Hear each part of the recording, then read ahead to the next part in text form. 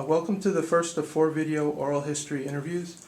My name is Jesse Sanchez and I'm here with Sister Ann Dillon.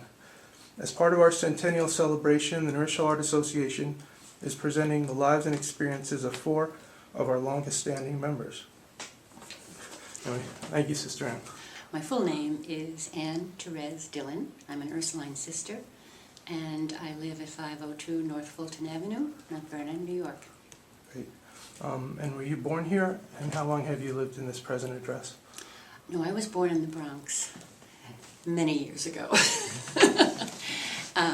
75 to be exact. And I have been living here, as of August, it will be 29 years. Now, could you tell us a little bit about your family home and the community that you grew up in? I grew up in Parkchester, in the Bronx, and an only child. My father was a policeman, and he was director of the Police Glee Club for many years. And my mother was a homemaker, and loved art and music, and used to sing to me a lot while my father was playing the piano. So, and my grandfather, my father's father, was a painter. Could you describe your educational background? Yes, I went to high school in Villa Maria Academy, which at the time was a high school just for girls, but they discontinued that, and now it's a grade school for both boys and girls.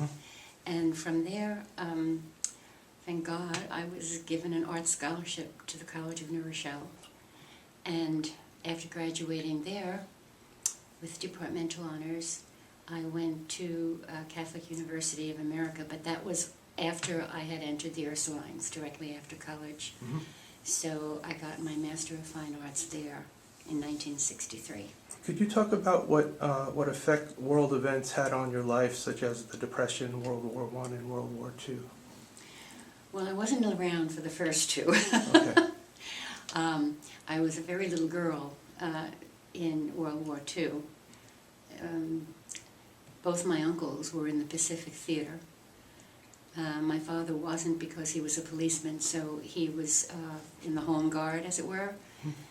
But I do remember air raid sirens. We would have air raid drills, and we'd have to lie on the floor in the living room in utter darkness. And at one point I looked and I saw the rays of the spotlights going back and forth as if they were searching for planes. Wow. And it was a very frightening experience. Yeah. And when the atom bomb went off in 1945, I couldn't understand why this was different from other bombs. And my father sat me down and said to me, if that bomb were to explode down in Manhattan, it would break all the windows in our house, in our apartment. And that time we were on the 10th floor. So that made it kind of more real for me. Could you talk about what changes you've noticed during your life, such as in the world of fashion, technology, or morality, and how do you feel about these changes? Well, fashions always change, so we can take that in stride if you're talking about this kind of fashion. There have been changes in the church, which at times I have found quite positive, and at other times I have found very disturbing. Morality, very different now from when I was growing up, and I find it very disconcerting, the kind of blasé attitude that most of our youth have in terms of sexual mores, of way of dressing when they go out, sort of lackadaisical attitude towards going to church. And yet underneath all that, I sense a real yearning for something deeper. And as I grew older, teaching high school, which I taught for 36 years at Ursuline, I found it easier and easier to talk with the girls. They would often say, well, why didn't you become an artist instead of becoming a nun? And I said, well, I am an artist and a nun, and that gives me great joy to share both. But they want to know, and yet they're almost afraid to ask. But whenever something would happen, like if they were in trouble or things were not going well, and I would say to them, for whatever it's worth to you, I pray for you every morning, and their eyes would light up and say, oh, that means so much to me. So there's hope, you know. To move into the art, could you tell us how you first heard about the Rochelle Art Association, and what year was that, and how has the organization impacted your life? Well, I first heard about it through Sister Martina Harrigan, another Ursuline, who was already a member then. And we were both still in habit at the time, although it was the more adjusted one, not the older one. And we both lived in the same community up at North Avenue, which is the kind of right next to the school. And we would share painting ideas. And she'd say, you know, you ought to really join the Rochelle Art Association. It's great to be among other artists. We get together and we show our work and we criticize it, and it's just very inspiring. And I didn't know how to go about it, so she brought me to one of the meetings. And this was in, the very early 60s, maybe 63, 4, when I was a brand new teacher, a baby nun. And it was very easy. She just brought me, when I said, oh, this looks very, very nice, I'd like to be a member, she said, just bring a couple of paintings, or I'll bring them for you, and I'll show them. And everybody said, oh, sure, she can be a member. It was that easy. Ah, that's great. So that's how I started. And when I was younger, I was more active, you know, like I could help hang shows, things like, especially the big shows. I remember hanging them with Nina McGuire. I don't know if you remember her, but she's a member of longstanding too. In fact, I think she's 3 years older than I am. Whether or not she's still a member, I don't know. Anyway, that's how I got started, and I have found it very, very stimulating. I know I don't come to meetings all that much at all, because night meetings and I don't get along. And when I was teaching, it was very difficult because I'd be getting up at 5 in the morning, you know. Yeah. So, but I do take part in shows, and I do go to the shows, and I think, by the way, and not just because you're sitting here in front of me, but I think you're doing a wonderful job. You're very creative. You've brought it a whole other direction, and I've spoken to other members about this, and they agree.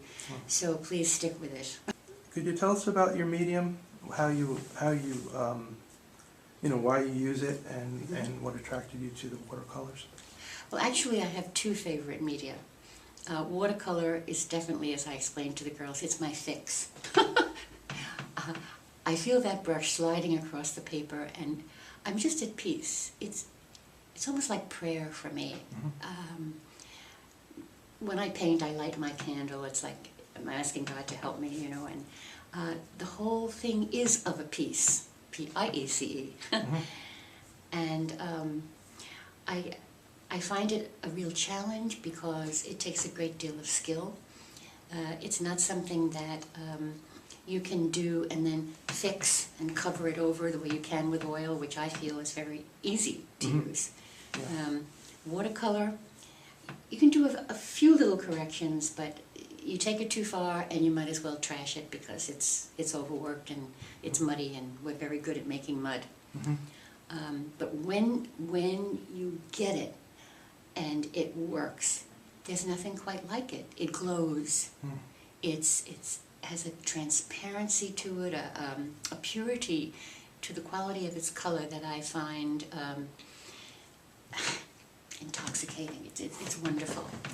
And I was first exposed to it in my sophomore year in college. Ernest Thorne Thompson, who was a member among the original NRAA. Wow. And he helped, I think, write the first history of it, if I'm not mistaken. So that he was quoted by Anne Lyons, who wrote the later history, which you'll probably see if you don't already have it. Yes, we're actually updating it to the present day. Oh, okay, because I know Brother Andy has a copy of it. So he exposed me to watercolor when I was a sophomore in college, and I've loved it ever since. The other medium which he also exposed me to, is pastel. And I do portraits in pastel as part of my bread and butter money. Yeah, yeah. How about your subject matter? Could you talk a little about why you choose different images? And Yeah, I'm glad you brought that up. In the beginning, I pretty much concentrated on landscape, seascape, but more and more, the more I got more control over the watercolor, I wanted to go more into figure and face, because, that's what I love about portrait painting, capturing the inner person. right. But with the watercolor, I like to work with figures in some way and faces, because I really feel that in and through them you can express a message that is very personal. One time I did a landscape and there was nobody in it, and it was a beautiful landscape, I thought, and people admired it, but one of my friends said, "But there's nobody there." And that was enlightening for me, because it was as if I had set the stage, but there were no actors. So now I like to set the stage and put the actors in. What I do find lately, whenever I try to do, as I have in this past show, a social comment, it doesn't go over all that well. I think it's not the kind of a painting people would want to buy, such as the one on trafficking. And the one which was anti-violence. Also, I find I've loved doing nudes. They are so beautiful, especially when you juxtapose the male and female, and you show the differences in the musculature and skin tone and all. Yeah. They don't go over very well either. When they're being shown, that they're sort of put in a corner. Yeah. These are all subjects that I love to do, and what I really want to do is more sacred subjects. Not that there's anything that isn't sacred. For those who have eyes to see, nothing is profane, Teilhard de Chardin. But I want to do overtly sacred subject matter, and that's very difficult, because we run the risk of sentimentality. When we're finished, I'd like to show you some that I've done. Sure. And also, in a place like the Rochelle Art Association, which is, not any specific religion, thank God, that's what's wonderful about it. It's non-denominational. Right. You don't want to get into the religious subject matter that's too specific, for fear of being offensive. Sure. But that's a project now in my latter years that I want to pursue. I would like to do a whole series, and I don't know whether I can do it non-objectively or not, or incorporate hints of recognizable subject matter. That's where I am at this moment. Who could you name a few artists who really influenced you? How, either in technique or execution subjects? Any people that really stand out in your mind as artists?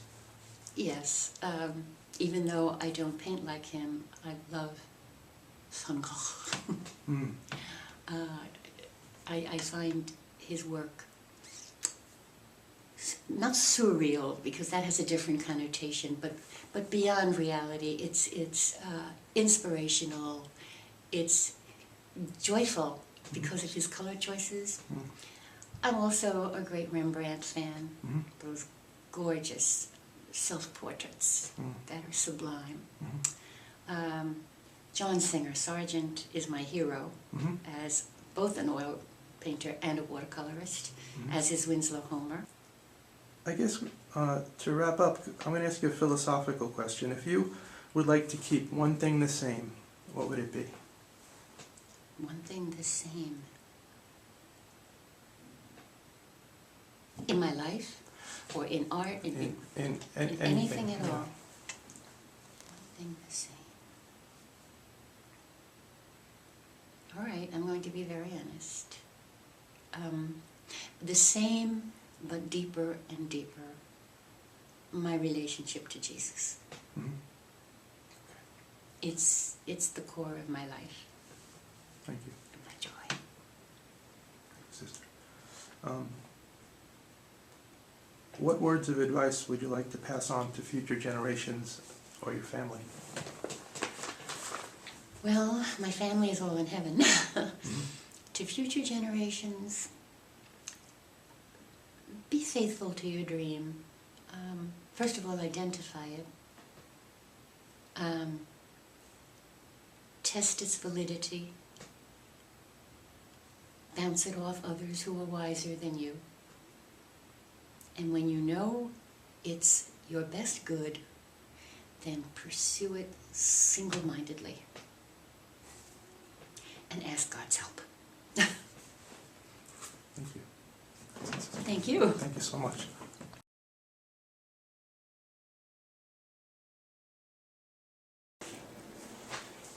Welcome to the second of 4 video oral history interviews. My name is Jesse Sanchez and I'm here with Brother Andy Lacombe.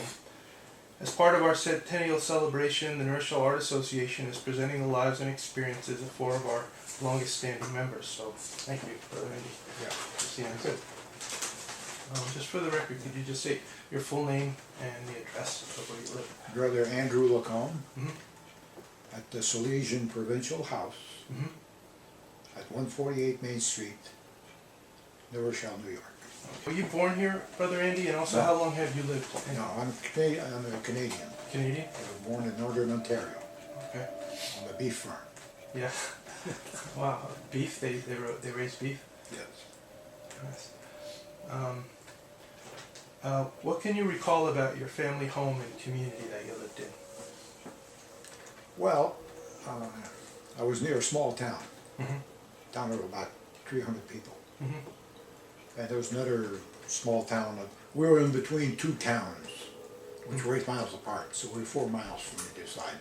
One town on the east side was Verner, it was French. Mm-hmm. The town on the west side was Warren, Ontario, it was English. Mm-hmm. In those days, that was the custom.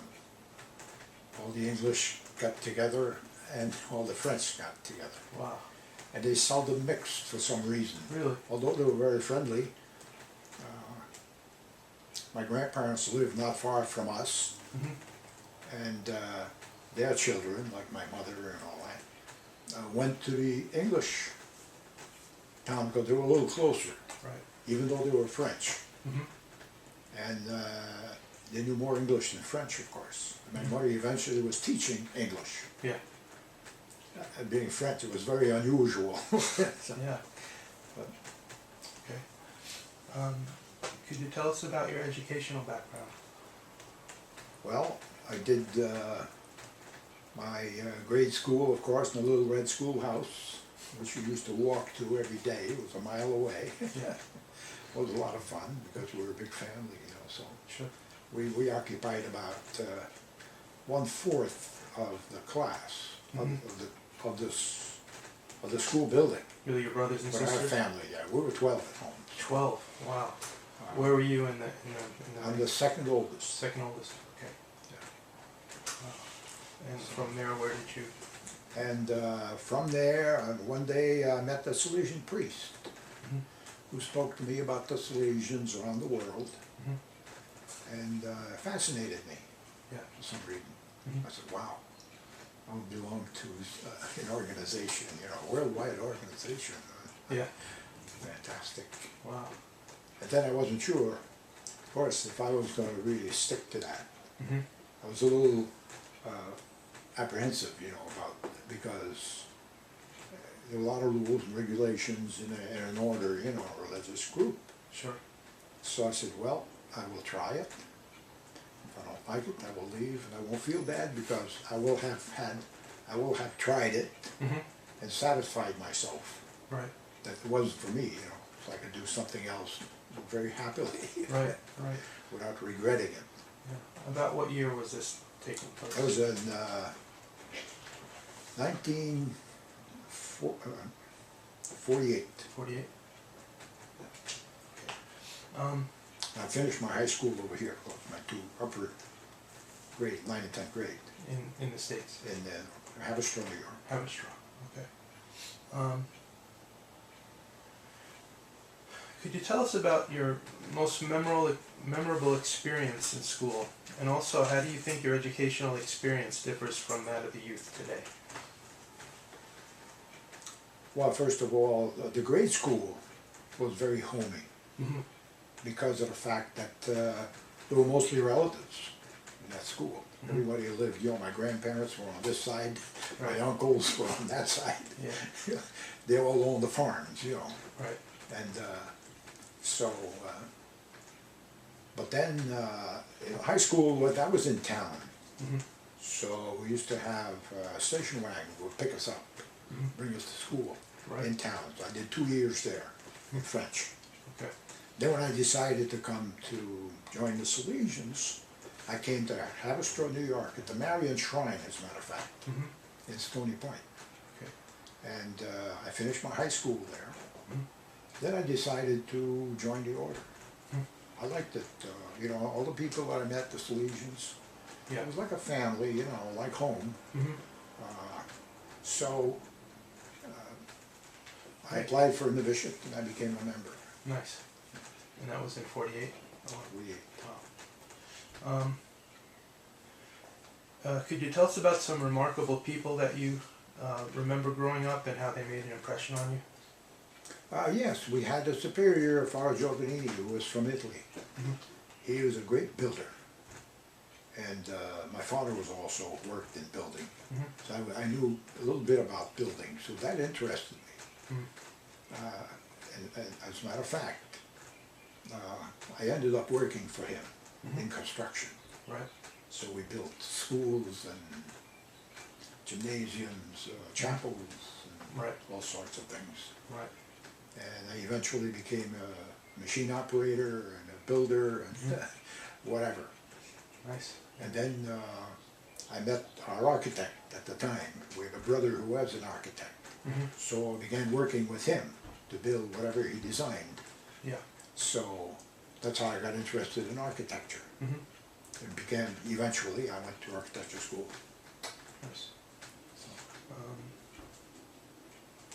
Now, could you tell us about how world events in your life, such as the Depression or World War I or World War II, how did that affect things? Well, the Depression, we heard a lot about the Depression in the early 40s, but we weren't affected very much by that. Mm-hmm. Because on the farm, you don't run out of food. You don't run out of clothing, because my mother used to make all our clothes, well, most of our clothing, I guess. And people used to come to our house for food, Right. because we had a square mile of ground. We used to grow like 100 head of cattle. So we lived on beef. We used to kid at home when we had nothing to eat, we ate steak. Yeah. And someday we had chicken, well, what a treat, Right. Right. I figured it was something different. Wow. Yeah. Now things obviously have changed since those days. Could you talk about some of the things that changed during your life, such as, say, fashion, technology, or morality, and how do you feel about Oh, some all of these kinds of things, yeah. First of all, technically, we went from horses, in my days, we went from horses to tractors Mhm. on the farm. Right. So that was a big change, Mm. because we used to be able to do, 5 times the acreage that we could cultivate before with the same number of people. Wow. So that was a big step. Mm-hmm. And other changes, well, I began to realize after the church became a little more distant, Mm-hmm. it lost some of its importance. Mm. To people in general. Yes. Mm-hmm. Where we were, and even here, when I came here, I had the same impression. Mm-hmm. So, Why do you think that was? well, the media, first of all, Mm-hmm. cultural tendencies and all that, Mm-hmm. and we are affected by that a little bit. Yeah. Not as much for me, because being attached to a religious order, with the rules which were written, 50 years before, Sure. we were kind of, In insulated. a little bit oblivious Sure. from all those big changes, but we heard about it. Mhm. You know. Yeah. Well, this brings us to the Rochelle Art Association. How did you first hear about us, and what year was that, and how has the organization impacted your life? Well, it first started when I came out of Pratt. I studied architecture. I graduated at Pratt with 2 degrees. Mhm. And I did most of my electives in the fine arts because that interested me. Mhm. What I didn't know at the time is that I had a bent for art. Mhm. Like families have some are oriented towards music or technologies or whatever. Sure. My family was art oriented. So I didn't know why at the time, I didn't know that. So when I went to Pratt, of course, you need an art background at Pratt. Mhm. So I took all my electives in the fine arts over and above that. Right. Because I was interested, and I used to get straight A's, you know. Great. So, of course, you know, I could bang out a sculpture in 2 hours on a Saturday afternoon and get an A for it Monday morning, Wow. you know. Sure. So, that was one of the reasons that attracted me to, first of all, to the fine arts. Mhm. Secondly, I met a man in New Rochelle who was an architect, who was a member of the New Rochelle Art Association. In those days, there was a branch of the association for Right. architects. So, and he convinced me to join. He says, Andy, you know, you do some great stuff. We need you. Yeah. Well, okay. Yeah. So I joined up. I used to go with him Right. to the meetings and all that. He was the only one I knew from the association. Mhm. Little by little, I got to know most of the old timers at the time, you know. Sure. So, You could say their names if you remember, if you like. uh, Or whoever you- well, like Ann Lyons, oh my gosh. I was looking at the list not too long ago. There's a whole, A lot of people. we're quite a few members in those days. Yeah. I think we were up to 350 at one time. Wow. So, Yeah. it was a big group. Yeah. And you served as president for a long time, didn't you? 5 years, 5 years. not that long. Was that consecutive or was it? Consecutive. It was consecutive. Yeah. It's right there, someplace, yeah, right there. Oh, wow. Very nice. Yeah. And I enjoyed the arts, and Yeah. for me, it was not just fun, it was also making a contribution Mhm. to New Rochelle. Right. And I've done that for different things that we did for the city. Mhm. For example, we used to restore those signs every 10 years, the historic signs, Mhm. and things like that, you know. And also all the performances that we did, the shows especially in New Rochelle, Right. which contributed to the culture of the Yeah. city. Right. It was very rich in art. There was a big art group in New Rochelle. Mhm. And they were attracted from New York because the great illustrators began coming to New Rochelle, or home in the country, you know, that was big. Yeah. So, and they attracted other people. Matter of fact, one time they thought it was so advantageous to live in New Rochelle that they invited a whole group of artists. They wined and dined them here in New Rochelle. They rented a train, can you imagine? Those days the railroad had just been finished. Yeah. They rented a train, they packed them all in, they brought them up to New Rochelle. They wined and dined them. You know, at that time there was the club over here, you know, with the Glenn Miller and all that stuff. You Glen know. Island. So they had a big day up here to attract artists Sure. because they wanted this community of artists to grow, which it did. You know, it was very Right. influential in attracting artists. So Very nice. we ended up with you know, Remington and a lot of people that were drawn in by Rockwell and a few others before that. Right. Right. They're still doing that today, trying to get artists into the city. Well, there's still New Rochelle is still very vibrant Mhm. in the arts. There are quite a few art groups around, Mhm. and the city, the Arts Council, the city is very active. Right. I get literature from them quite often. Mhm. In fact, there's something recently again too. I forget where I put the folder now. Yeah. But yeah, it was a fantastic place for artists. Yeah. You answered this previously, but as an artist, what medium do you favor, and why were you attracted to that particular medium? Well, I love sculpture, Mhm. particularly in metal, Mhm. because as a contractor, I was a welder, Right. among other things. Mhm. And I love to work with metal because of the fact that I had the tools to work metal Right. with. And then it gave me a third dimension, you know, Sure. in construction, which is great. Yeah. Yeah. Could you talk about some of your bigger projects that you're proud of? Which project are you most proud of in your architectural career? Well, the most recent is probably the church. You see that model there in the corner? Yes. That's one of the later projects that I did. I'm very proud of that. Mhm. Not because it's a building, but it's a church. Right. And being a brother and all that, of course, you know, I put my best effort into that. Yeah. But everything you see on the wall over there, these are all buildings that I built. 2 years before that, I built an office building Mm-hmm. at the Shrine Really? in Rockland County. A little before that, I extended a school in Portchester, Mm-hmm. which is run by Salesians, Right. Salesian sisters. And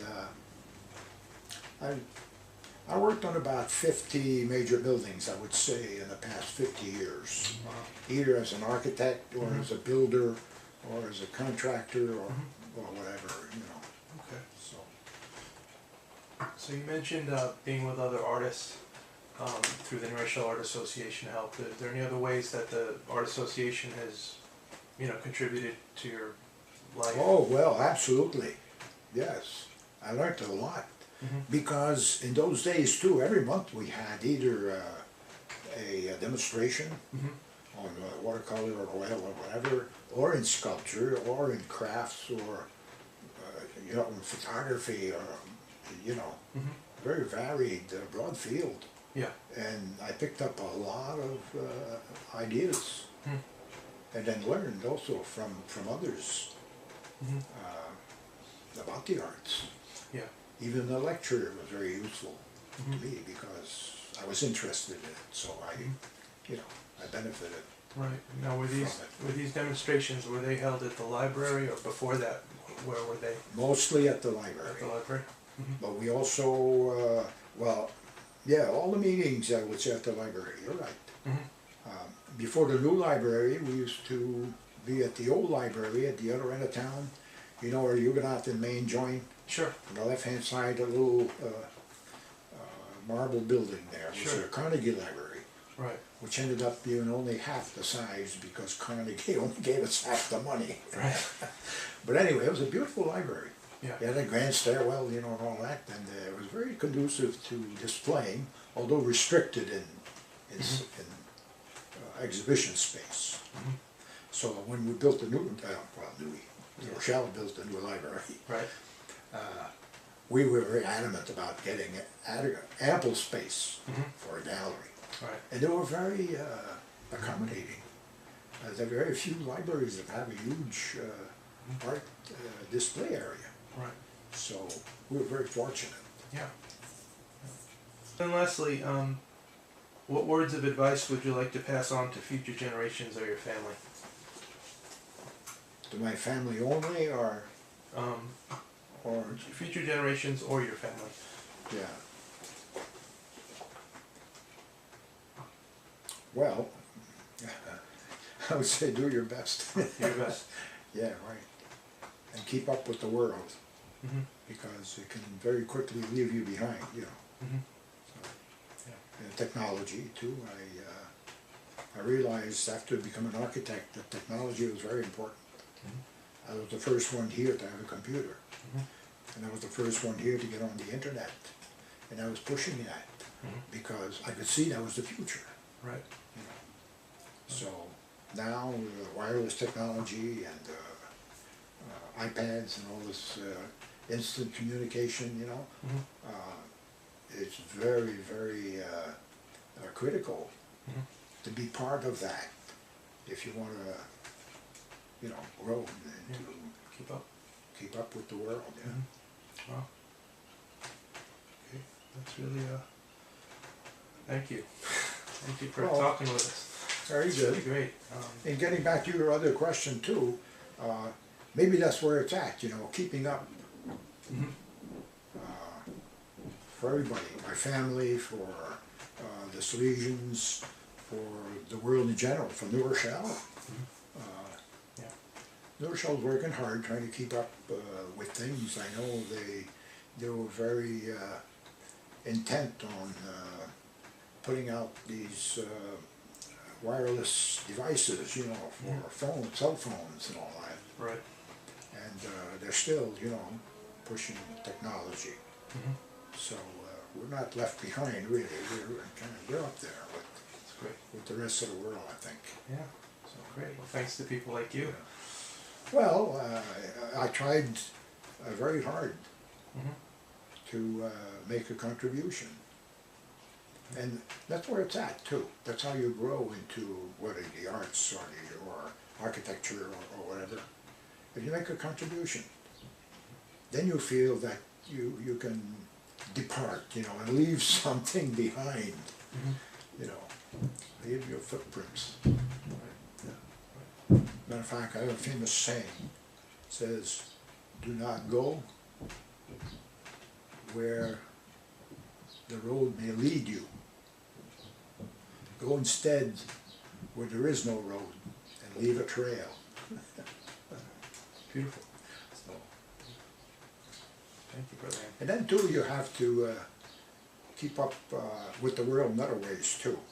They say, in Africa, they say in the morning, when a lion wakes up in the morning, he has to know that he has to outrun the slowest gazelle or he will starve. The gazelle instead, when it wakes up in the morning, it also has to run, because if it cannot outrun the fastest lion, it will be eaten up and it will starve or be eaten. Right. So, regardless of whether you're a lion or a gazelle, when you get up in the morning, you better be running. Yeah. So, that's where it's at. That's good. If you drag your feet, well, Mhm. you won't get as far. Nice. Well, I hope you. I even helped you. Beautiful, Brother Andy. Thank you. Very Thank you good. so much. I'm gonna get a shot of your new church. Take care. I'm gonna bring this over.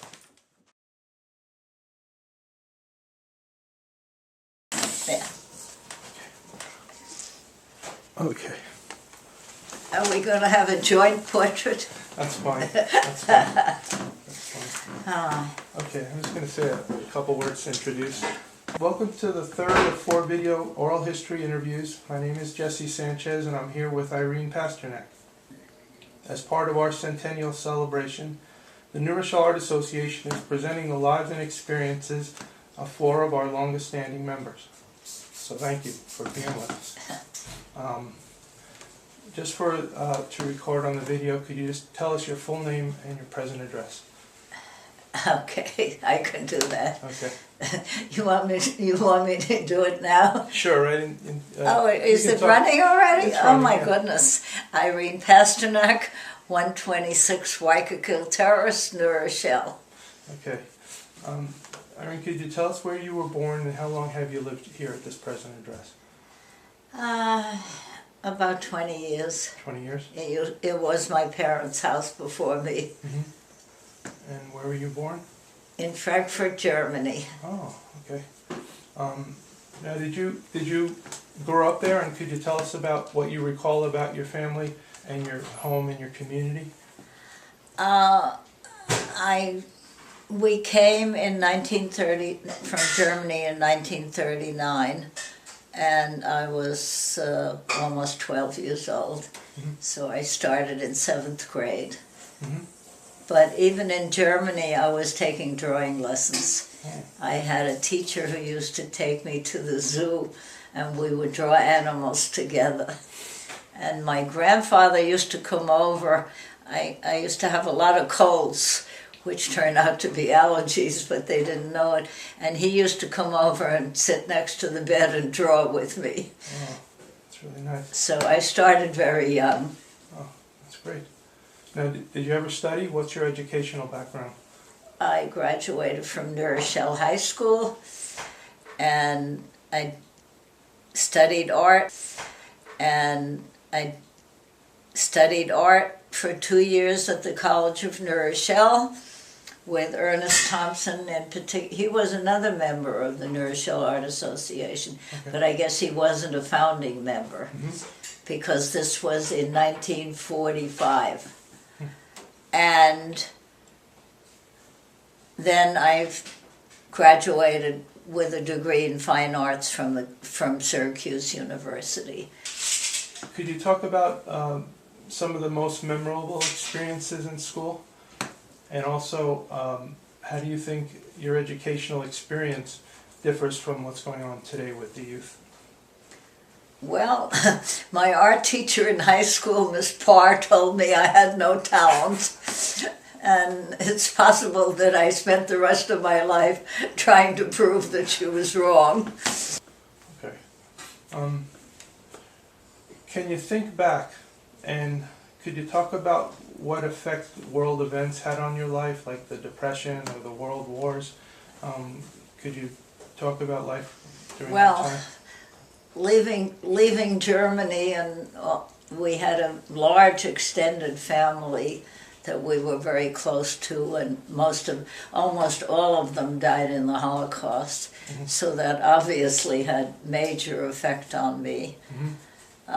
My parents tried very hard to shelter me, but coming to a new country and learning a new language and finding your way around was not that easy. Okay. Oh, and I forgot one teacher that really was the most influential in my adult life. That was John Fenton, and he taught something called the Nicolaides method, Sure. which is basically why we went to so many concerts. My husband was extremely interested in classical music, and I started doing the Nicolaides method of drawing, looking at the subject but not at the paper, and then being surprised at what you saw. Wow. And that has had a major influence on my art. Okay. In your lifetime, have you noticed many changes such as fashion, technology, and how do you feel about what's changed? Well, it's way over my head, and I find I know the basics of computer, but I still haven't even learned how to do a JPEG, even though I've tried I don't know how many times. Yeah. And it's very impressive, and I wish I knew more about it. I also wish I learned faster like I used to. And digital photography and computer art are very interesting to me, but unfortunately I haven't learned how to do them. Okay. I appreciate other people's work. Okay. Well, now to talk about the New Rochelle Art Association, how did you first hear about it, and what year was that, and how has the organization impacted your life? Well, I first heard about it when I was at the College of New Rochelle in 1945, because my main teacher was Ernest Thompson, who was active in New Rochelle Art Association, and he encouraged his students, especially the local ones, to join and to become active. And it certainly encouraged me to keep on working. And I probably am one of the oldest, if not the oldest member. Yeah. What year was that? 45. That was 45. So I was a member on and off since. And I remember going with my husband to one of the meetings and being so introverted at that point, which people wouldn't believe today. And I had to hold up a painting and say, I'm Irene Pasternak and I painted this. And I was so nervous I nearly lost it. Wow. Wow. And that was quite a few years ago. Yeah. My husband was being an artist and a photographer also, he was extremely encouraging in my work. Nice. You mentioned a little bit about the mediums that you use. Could you tell us why you use the mediums you use and Because I'm a Gemini and I have very little patience for repeating anything. And one of my problems, as I see it, is that my work has very little family identification because nothing ever looks like anything I did before. In a way, I like that. There's somebody at the Rochelle Art Association who is very successful, and when you walk into the room, you know immediately what her work is, and it's been like that for 20 years. That's the opposite of how I work. You very rarely would recognize anything I had done because I like change. Okay. But lately I've been doing quite a bit of collage. So I got very much into collage, but not having done watercolors for quite a while, I'm going back to that. 4 or 5 of us get together about once a month, and all of us are basically very serious artists. And we bring our work, and we probably get as much out of the critiques from each other than from the teacher. But this is very helpful, so you don't get into a rut. Absolutely. So you support each other. Yeah. Nice. I asked this philosophical question, and maybe you can give me your best answer. But if you would like to keep one thing the same, what would it be? If I would like to keep one thing The same. Yeah. to frame Same. Same? One thing the same. It's a philosophical question. in my life, Yeah. right now I want a lot of changes in my health. Okay. And the same. Well, my family should stay healthy Okay. and happy, and I should be able to do some of the things that I can still do. Okay. That's a great answer. It's a tough It question. is a tough question. Now we're down to the end. What words of advice would you like to pass on to future generations or your family? That's a big one too. Please answer as much as you like. Live every day as best you can, because somebody sent me a wonderful story about that yesterday on the internet, and it said there is a termination point. Keep that in mind. That's about it. That's great. That's great. That's all. Do you edit this? Yes, absolutely. Good. Absolutely. I'll be Take editing. out the stuff you don't want. I sure will. But you've been very sweet and very gracious.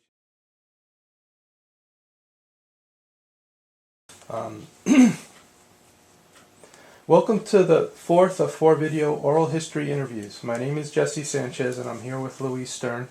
As part of our Centennial celebration, the Rochelle Art Association is presenting the lives and experiences of 4 of our longest standing members. So thank you, Louise, for having us. Just for the record, could you tell us your full name and present address? My full name is Louise G. Stern, and I live at 120 Lakeshore Drive, Eastchester, New York. Great. Now, where were you born and how long have you lived here? I was born in New Haven, Connecticut, and I've lived here since 1963. Okay. Now, But I lived in New Rochelle before, earlier than that. Yes. really? What year was that? Since 1945, Wow. or maybe it was close to 1946 because we were traveling with the Army, but we were married in 45. That was when I came to New Rochelle. Wow, so you remember way back. Could you tell us how the city has changed or what Oh, kind it's of changed a great deal. Yeah. It's become a metropolis. It used to be sort of a suburb of New York, a weekend place, and very pristine. And Wow. now it's very mixed and diverse, And, much larger. yeah, yeah. Can you tell us about what you recall about your family home and the community that you lived in? Could you just tell us a little? In New Rochelle. Sure, or any. Well, my husband came to New Rochelle when he was about 2. I think he was born in the Bronx. And there was a farm next door to where he lived. He lived at 9 Faneuil Place, which is now very inhabited. And there were chickens next door where that he used to talk about. And his parents would give him a nickel or a dime to go down and get the newspaper on Mayflower Avenue. So it's quite a different thing now than it was then. So it was more It home was and more rural and very. Could you tell us about your educational background? Where did you go to school?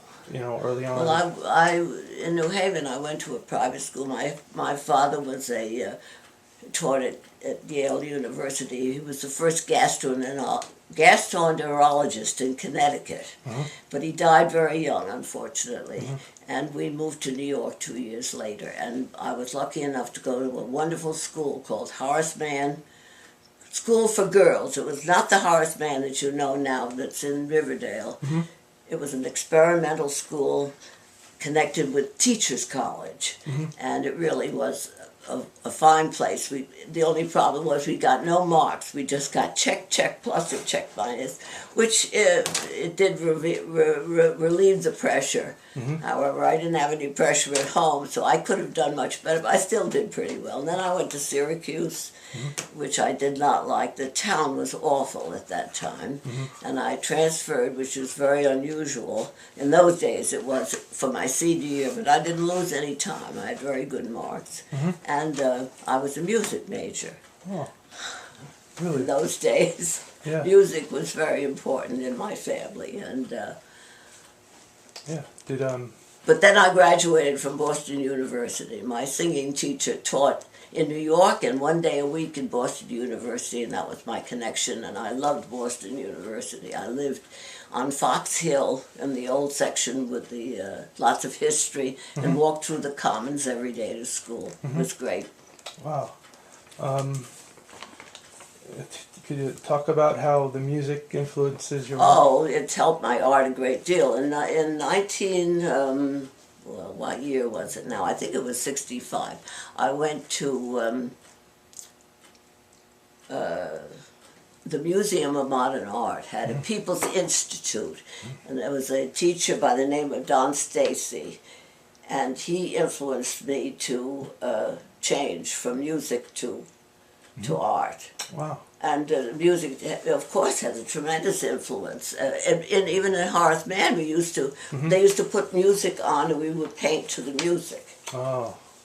And and in Horace Mann, I did that was the only place I really studied art before I started in earnest in about 1965. It was earlier than that, because I know I went to the Institute at the Museum of Modern Art for 2 years, 60 to 62. So it must have been a little earlier than that. I sold a design that I made. They loved anything that was coordinated at Horace Mann. Right. And I combined the music with the art by we were doing linoleum prints. And I did a design of music with musical forms, and it had a 3/4 in it. I remember it distinctly because I forgot to reverse the 3/4, and I had to do it over again. And that design turned out pretty well. And a few years later, I sold it by chance to somebody in the family was connected with a fabric house, and they bought it for curtains for a music room. Oh, that's wonderful. I got $25, incidentally. And then years later, the same person said, "Oh, now you'd get $250," and that was at least 25 years ago. Wow. So, anyway. Wow. So your educational experience was diverse. How do you think the educational experience of young people today, how do you feel that's changed in your experience? That's a good question. Yeah. I'm not so familiar with it, but Well, I think it's much broader today. Of course, they learn the computer right away, which is unheard of in my time, and Yeah. I think that's probably a tremendous advantage, and it prepares them better for life and making a living Right. than in my experience. Right. Yes. Right. And then, of course, New Loom in winter. Yeah. That's important. Yeah. Did you have a?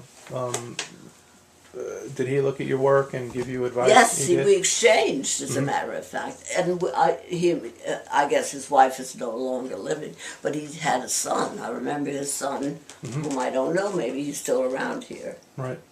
Right. Yes, I'm very honored that he wanted to exchange with me, and he has.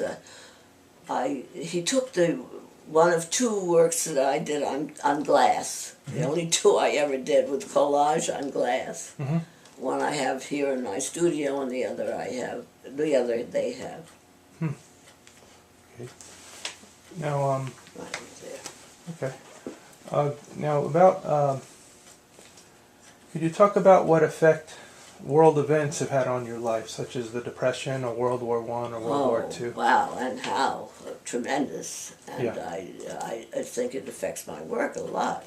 And just recently, was showed in a 9/11 memorial, 23 Wall Street, Okay. and in next September, probably in September, that whole show will go on tour to the Modern Museum in Moscow, and possibly a European tour. Surely in Moscow, but the other hasn't been arranged yet. And that was very exciting. That was in the J.P. Morgan building down at 23 Wall Street. Wow. Wow. So these world events have had a Yes, so impact. my work is a collage, and it's called USA. It has a flag in it, and was just perfect for the show. Sheer Yeah. luck, but Yeah. that's And what year did you do that painting? that was just this year. That was this this year? past year in 11, and then they took another one called what is it called? Oh, Cloistered. It's an etching that was also reminiscent of the solemnity and the horror of 9/11. Sure.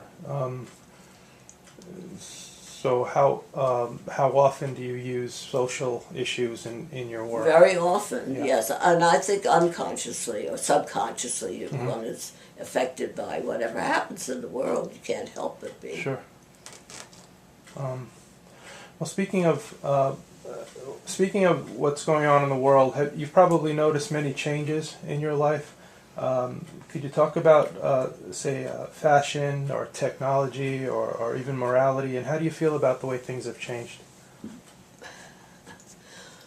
Well, I guess it's for the better. Hopefully it's for the better. I'm not so sure. Some things, of course.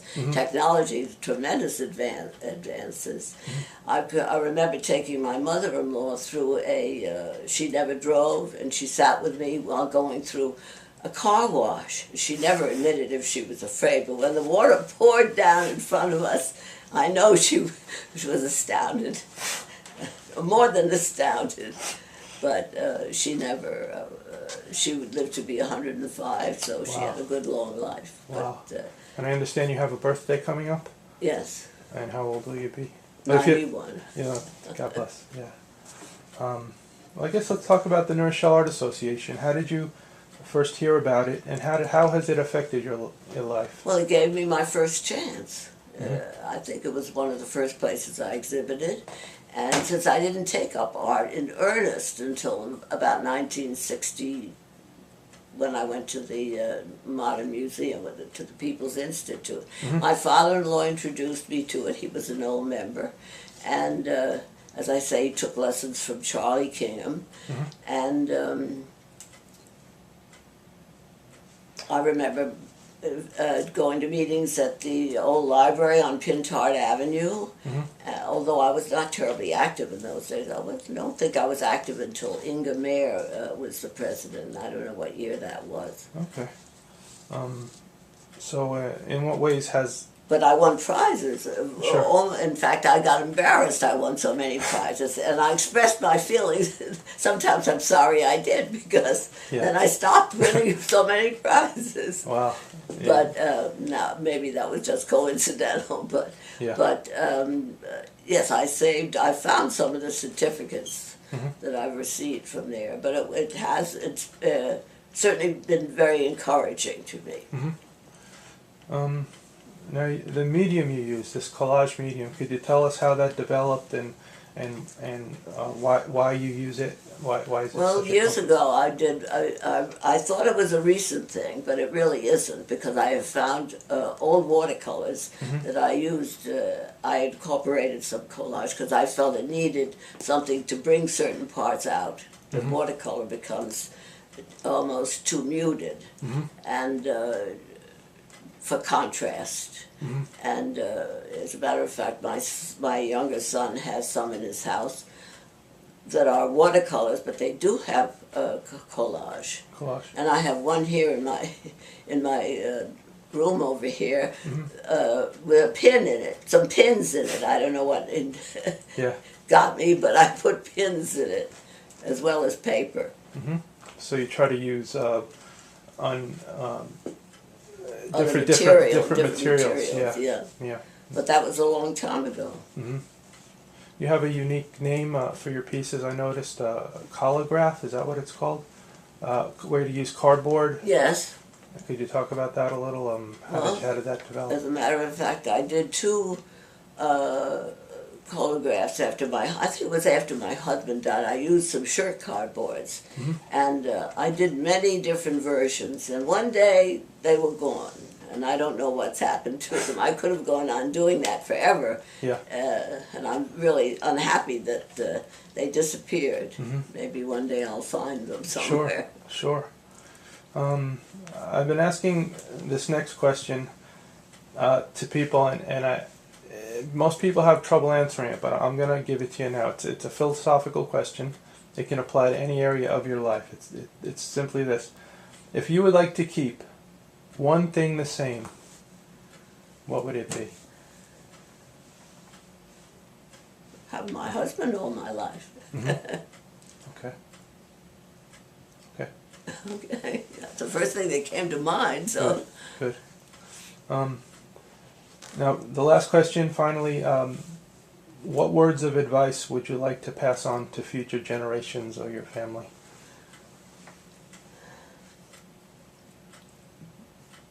Personal things, you mean? Words of advice. Words of advice. People, next generation, or maybe in your family. What would you like Well, to I pass? would say accept people the way they are, rather than being overcritical. Everybody has idiosyncrasies, and I do think that's one of my better points, that I am able to do that. I don't expect perfection from anybody. In fact, I expect nothing from my children, therefore I get a great deal. That's wonderful. Thank you. Thank you, Louise. So that's a pretty good philosophy. It sure is. It sure is. Thank you. That's And all this has been recorded? yeah. Yes. Yeah. Okay. Thank you so much for having me. Oh my Thank God. you, Louise. Oh. Thank you.